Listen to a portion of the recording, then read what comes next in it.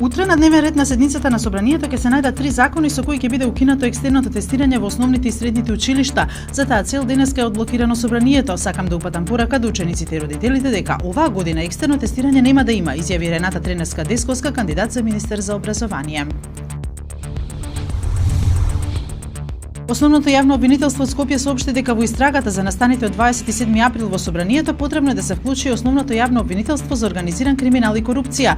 Правните експерти кои ги консултираше Нова ТВ објаснуваат дека штом во истрагата се вклучува и ова обвинителство, постојат докази дека дел од осомничените освен за кривичното дело учество во толпа, најверојатно ќе се гонат и за други потешки дела.